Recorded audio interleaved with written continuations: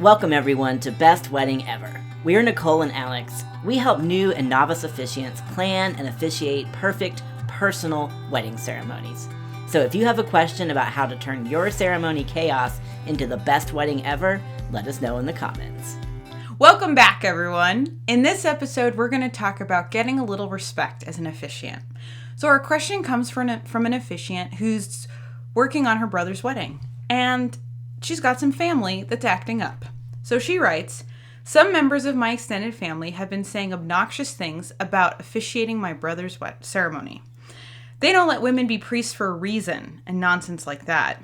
My brother asked me if I wanted his help getting them to stop, but I don't know what to ask him to do. How do you get people to treat you with respect as an officiant? Just uninvite them. Tell your brother, cut them out of the family.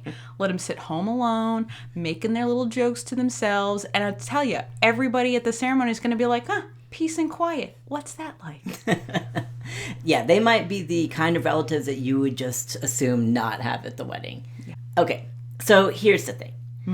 You can't control how they think. You can only control how you act.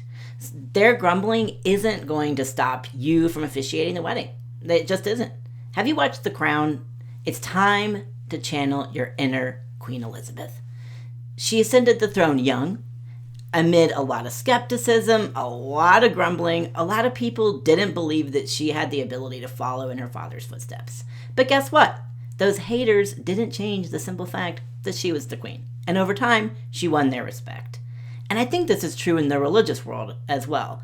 Every time a woman steps into the pulpit, there may be some in the congregation who didn't think that she had a right to be there. And the truth is, there's a ton of religious traditions that ordain women as clergy, as rabbis, and a few grumblers aren't going to take away from the fact that they're ordained and they're able to serve in their faith communities. Like T. Swift says, haters gonna hate. You just gotta shake it off. Shake it off. You're now in a great lineage of badass women who heard the criticism and did it anyway. So congratulations. That said, one of the most powerful forces in the officiant's toolkit is your own mindset. Believing the gifts that you have to bring to craft and deliver the ceremony that's going to get your brother and his fiancée married. And if your relatives are willing to show up and participate in the ceremony, then the simple fact is they're going to observe you as the officiant because their grumbling isn't going to change that. I think that there's another way to handle this too. In addition to your mindset, there's an opportunity for a messaging campaign. It's great that your brother offered to step in, and I think this is a chance for him to actually set some boundaries. Or to start a family feud that will last for decades. Again, I say, these might be the relatives that you're ready to cut out of your life forever. If not, I think that it's really powerful to ask your brother to think, and his fiance, to think about why they chose you to be their officiant. Clearly, they had a good reason for doing so they can spend a few minutes writing a couple of sentences about that decision and then send it by carrier pigeon to their wedding website and other places where it's public about the wedding to really share their excitement and enthusiasm to have you officiate. And then you can get your brother or another relative involved in talking to the grumbling relatives and sharing some of their reasoning for why they chose you, because I think that can help them see there's a deeper reason than just trying to piss them off, which is the mode they're in right now. Yeah. And if you get someone to help, you have to choose somebody that these jackreckons are totally scared of. Like, there's somebody in your family that these people respect, or they'd be in jail by now. So you got to get to that person.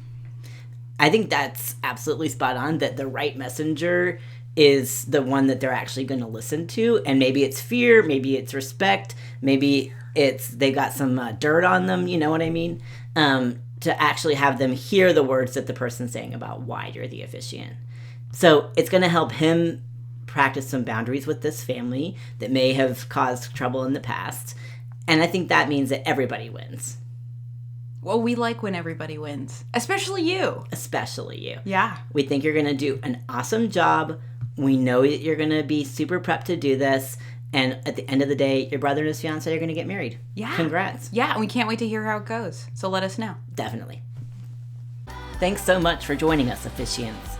If you have a question or a tricky situation we might help you navigate, please reach out by leaving a comment below or emailing us through our contact form at rebelheartrituals.com. We're so proud that you are taking your officiating responsibility so seriously, and we're glad you're ready to rebel against should to create the best wedding ever. See you next time.